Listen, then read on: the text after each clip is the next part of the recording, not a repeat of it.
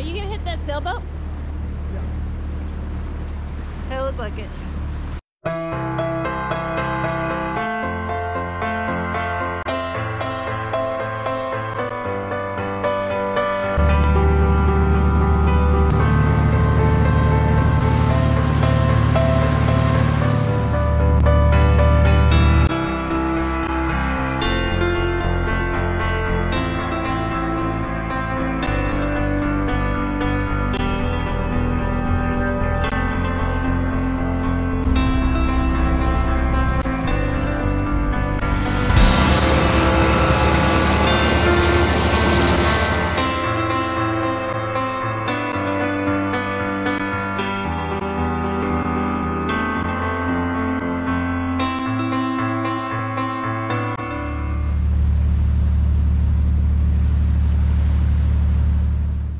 On February 21st, 2022, we left Secret Cove around 9:30. We headed to Vancouver, B.C., and we arrived there about 3:30. We did a distance of 39 nautical miles, and it took us about 6.5 hours. These things are just massive. I have a vivid memory of looking at the marine traffic prior to buying the Havaseas and seeing how much traffic was in Washington and Canada. This is a picture of the marine traffic in the Vancouver area.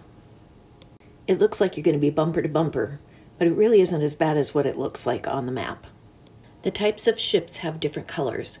As you can tell, the neon green is a cargo vessel, and if it is moving, it looks like a little ship. If it's docked or anchored, then it's a square.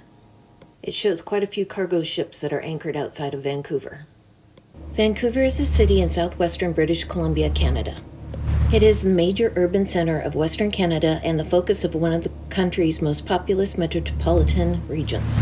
Vancouver lies between Burrard Inlet, an arm of the Strait of Georgia, to the north, and the Fraser River Delta to the south, opposite Vancouver Island. Vancouver is one of Canada's warmest cities in the winter. On average, snow falls on 9 days per year, with 3 days receiving 5 centimeters or more. The summer months are typically dry, with an average of only 1 in 5 days during July and August receiving precipitation. This is called False Creek.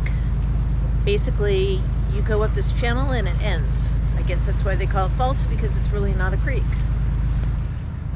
Actually, George Henry Richards named False Creek during his survey of the coast in the mid-19th century. He thought he was going up a creek while traveling the south side of the Burrard Inlet, but soon discovered his mistake, hence the name False. This looks like tons of fun. The Aquabus. False Creek Yacht Club.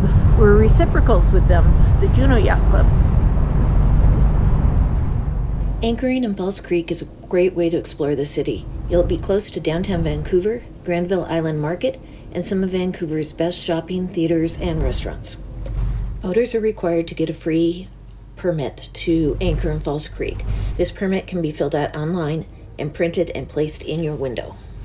The permit allows you to anchor there for 14 days or 21 days, depending on the season.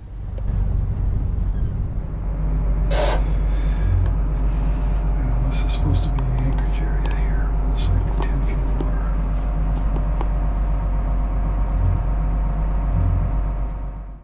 It was kind of tight to get a space, but we finally anchored right about here.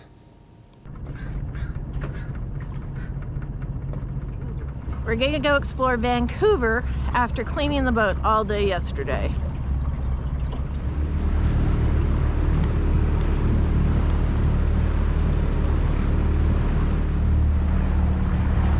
I wish these buses would come by the boats.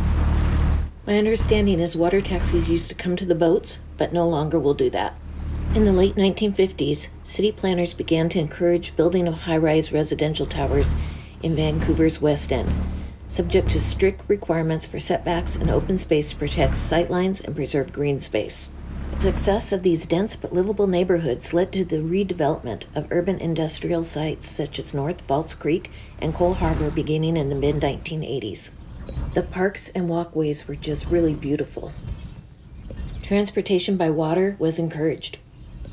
Perfect for boaters.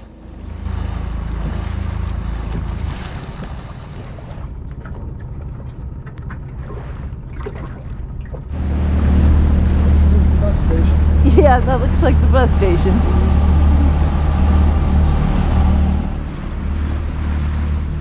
Here is one of Vancouver's most unique communities. It's called Sea Village, and it's a collection of homes on the water. This floating community has been part of False Creek since the 1960s.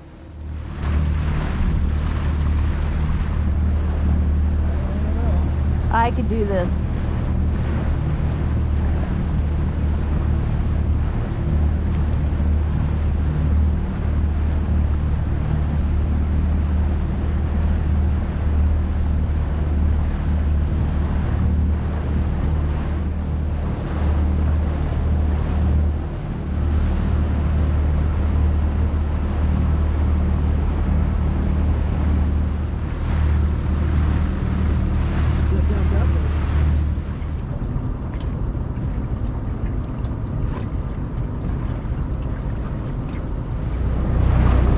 This is so cool. It would be even cooler in summer, but then there'll be more people. When we called to let security know that we'd moored over there, they asked us to move over here. This is pretty cool. They have little dinghy docks all around the channel so that you can just go from place to place in your boat. So this is where the public market is. We'll see how much activity there is in winter. Check this out. The public market is all inside. I shouldn't have taken anything out for dinner.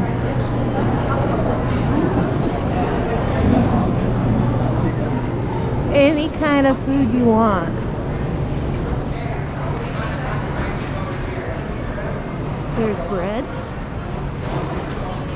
which I need some for dinner. Sandwiches. Liner. I think this is a seafood place.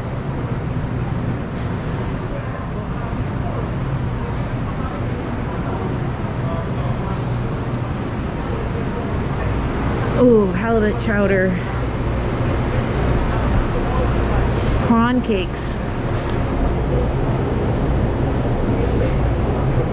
Oh, salmon Wellington.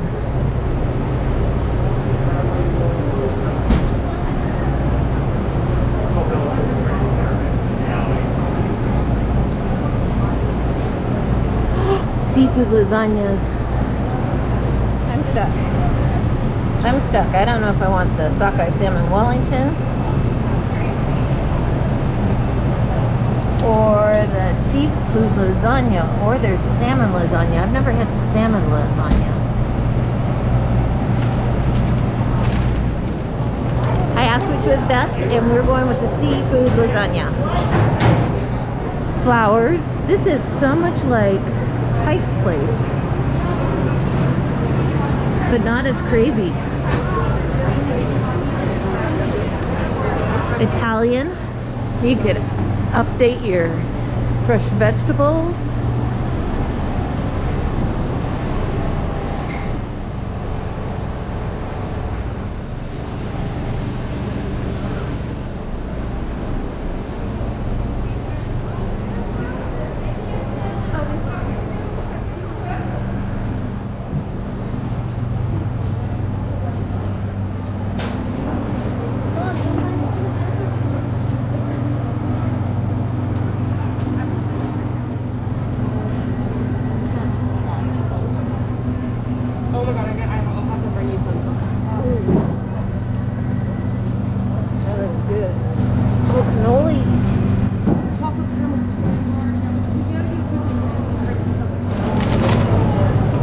To do it. We got cannolis. Tea. Macarons.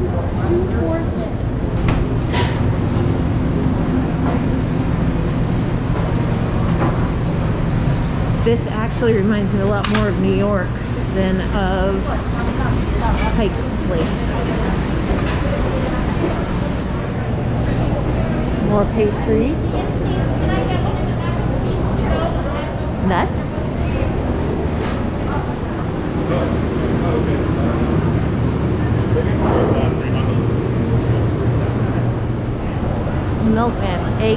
yogurts, and ice cream. And here we've got ham and cheese. Those are pretty. Around the world. Old world fudge.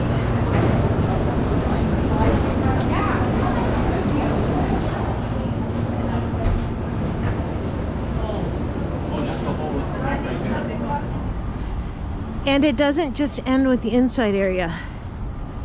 It keeps going.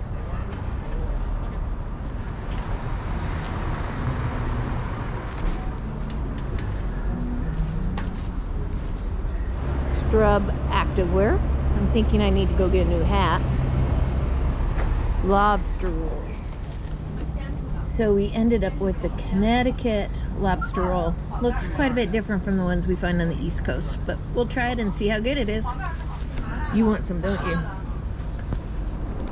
Granville Island treasures. Ooh. Rain hats.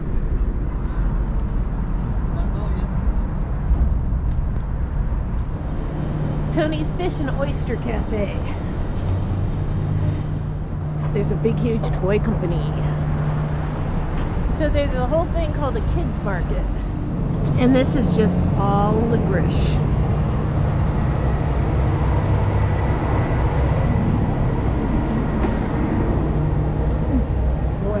There is a pet treatery.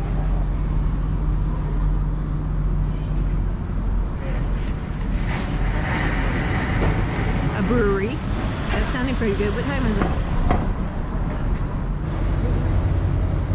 A ceramic studio.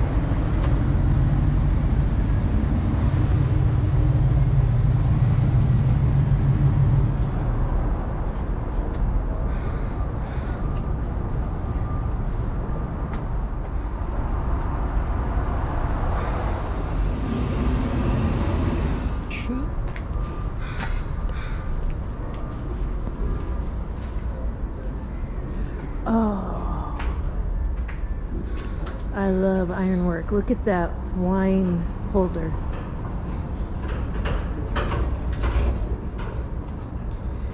Doesn't look boat friendly. We save a ton of money living on a boat. Right, honey? We save a ton of money on a boat, don't we?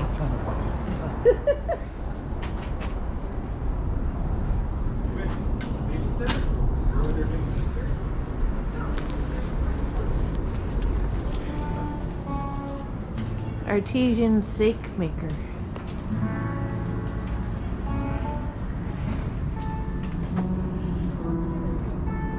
Don't see that every day.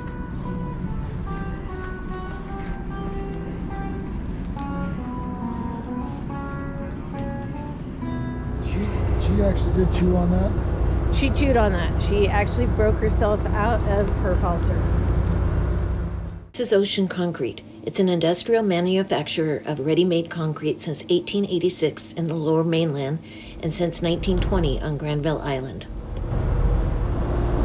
And now you don't get to run free, you've got to be carried. That backfired. Ocean Concrete even has an open house on the last Saturday in April. This is so cool.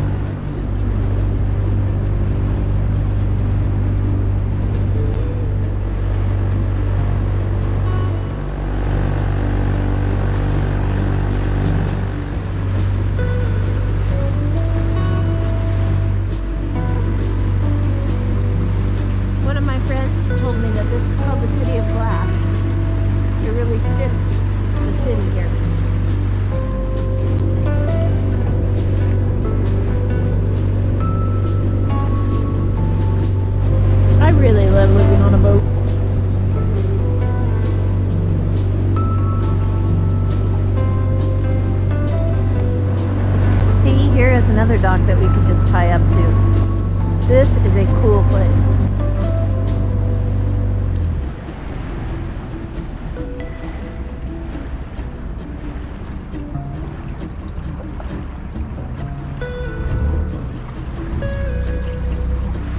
You just have to stay out of the way of the buses and ferries.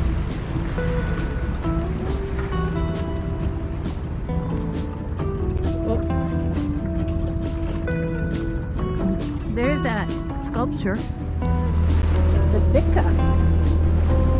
Even it's got Alaska colors. But a Canadian flag.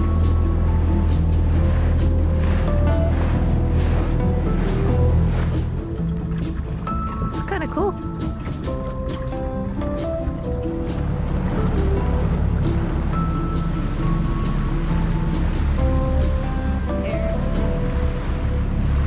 So the last bridge is 13 meters at high water.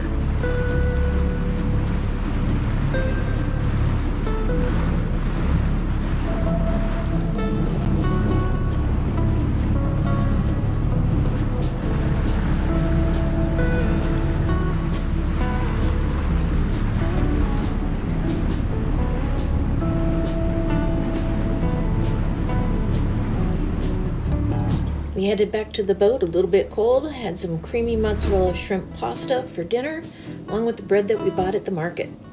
Pretty excellent dinner. It's going to be followed by the cannolis. The next morning we woke up and had a little dusting of light snow on the boat.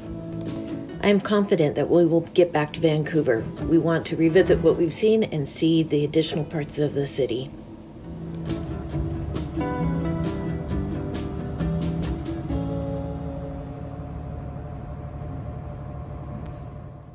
Havaseas you next time.